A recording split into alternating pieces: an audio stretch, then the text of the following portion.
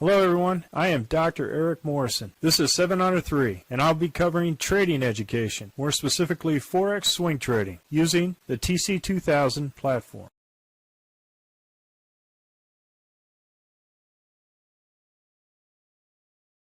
Hello, this is the Forex review for the 5th of March at 4 p.m. Central Time. We're doing a Forex weekend review, and I want to highlight something here that I haven't seen before. So out of these 36 currencies that I track, 26 are volatile ATR, and it was kind of that way throughout the week. And from Monday to about Wednesday, everything was just off track. Every currency was just out of kilter in terms of normal trends. A lot of consolidation, a lot of volatility right before the unemployment report in the U.S. And so we were in a drawdown come up to about Wednesday, and then we were able to turn around and get some good returns at the end to pretty much end the week at about a scratch or a break even. So if you traded this volatile week, there were some currencies that did well,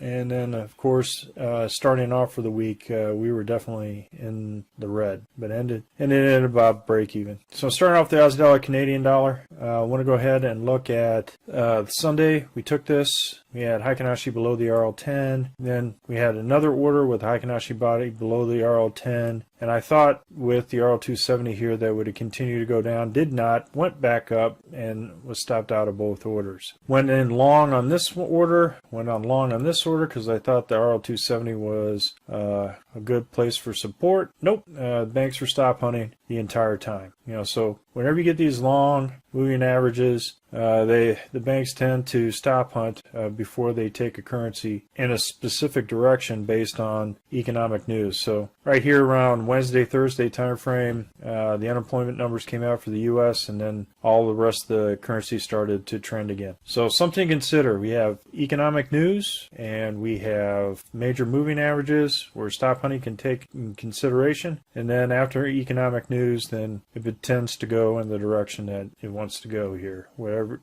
with respect to each currency. So did not take this trade here, not trade for the rest of the week. So ended out Aussie dollar, Canadian dollar in the red. Aussie dollar, Swiss franc had initial order here, was stopped out. Initial order here, and since it went all the way up here to this area right here, this height of this potential resistance area, I went ahead and placed my target here, which was right around this potential resistance area. So came right back down, and so it was up on this trade and down on this trade. Aussie dollar, Japanese yen, we had two orders that were stopped out on a short with both Heikin-Ashi bodies below the RL10, and then went long again, and for another loss here for Aussie dollar, Japanese yen for the rest of the week. Aussie dollar, New Zealand dollar, no trade here, and nice 1, 2, 3 punch out. I did stay in this order here, but I moved as soon as it went up, came back down to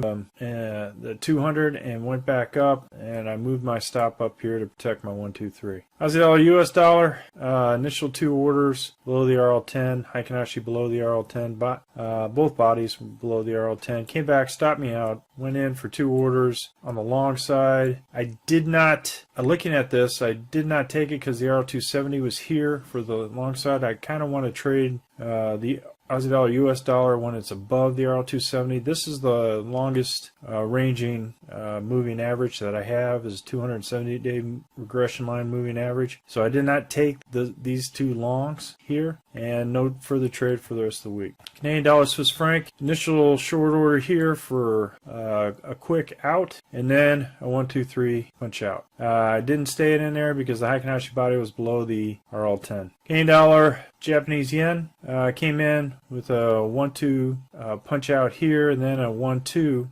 Initial order here was out for a loss on Sunday. Canadian dollar, Swiss franc, and initial order here was out for a loss on this this particular order. That was no order here, and then a 1-2 punch out with the 200 moving day average as the target. So this was a good order for Swiss franc, Japanese yen. Euro Aussie dollar, Heikin-Ashi body above the RL10, came in, and I moved, since this is an extra long candle, I put it at the bottom of this for in case it decided to shoot back up. Did not. Stopped me out for a small loss. Came in with a 1-2-3 punch out for a loss here, and no further trade for the rest of the week. I did not trade this particular candle. I didn't know what the color was here at 11 p.m. when the candle's printed, so I didn't go with that particular trade on that short. Euro dollar, Canadian dollar was probably my best trade. Came here. Heikin-Ashi body was below the RL10, did not go in for a long first order, second order, third order, and then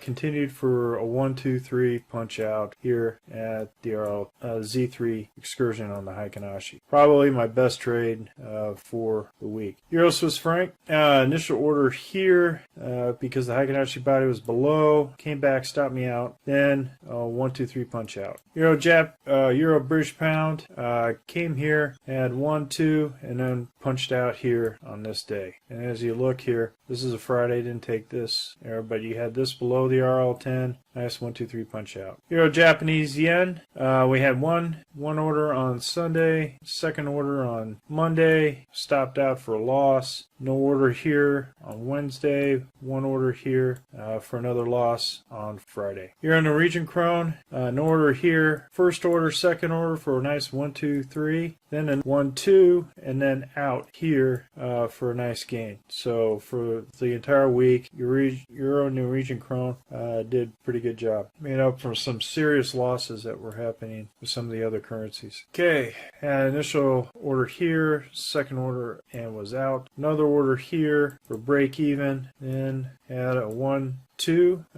As it moved up here and after the week I went ahead and moved my stop to break even once it moved past this. I thought it was going to shoot up to here, but if you stayed in it and moved it to break even, you would have had a one order loss here, and then the second order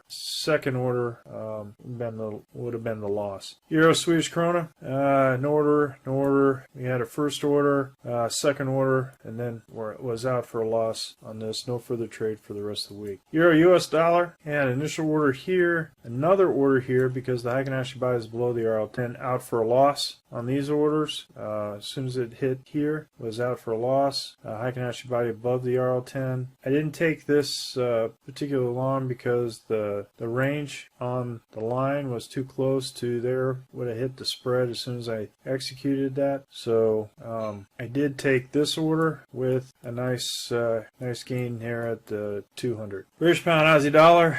This was complete mess here. Had an order here, but it came up and hit the Z3 excursion on the Heikin-Ashi for a real quick gain. I had the stop here at for a 1-to-1, so it went up, hit it, and then I was out. Then it came crashing down here for an order here, and then was stopped out for a loss here, and then no further trade for the rest of the week. British pound Canadian dollar. This was the first initial trade with Doji. Looks like a cross here of total indecision, and look what happens. We have a indecision, complete body down. So it didn't take that long. And initial order here, second order here, and was out at the. No, I'm sorry. Initial order here and was out at this particular height here for a loss, and was in this trade for a nice 1-2 out on Friday. British pound Swiss franc had on Sunday initial order here for a quick loss and a 1-2-3 punch out. British pound Japanese yen, no order here, green, Heikin-Ashi green, regular price action down. Initial order here, out for a loss on this candle, nice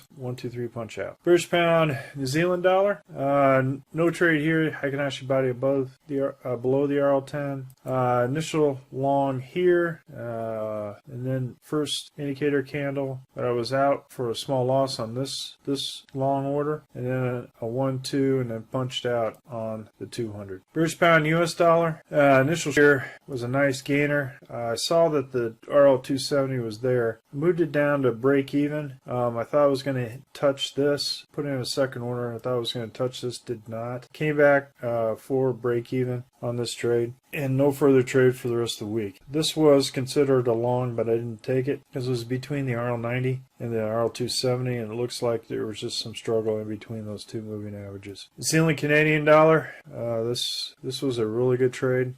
First order, second order, third order, and fourth order all hit the RL270 up there. So since all the Heikin-Ashi bodies below the RL10, I took all four and it shot down. And so this was another gainer. The Euro Canadian dollar, New Zealand Canadian dollar. All these Canadian dollar pairs did rather well on the last few days. Zealand Swiss franc had first order and second order was out for a loss. Came back, no indication there, and no further trade for the rest. Zealand Japanese yen, same thing. Came down with two orders and then 3, 4, and was out for a loss on these orders. No further trade for the rest of the week. Zealand US dollar, first order, then second order, third and fourth was out for a loss on those first three. Came back for a 1-2 punch out, hit the Z3 on the Heikin-Ashi. US Canadian dollar for Sunday was in for an order, was stopped out, another order, stopped out again. Thought it was going to be a catapult, did not do that. Came back in for a short here,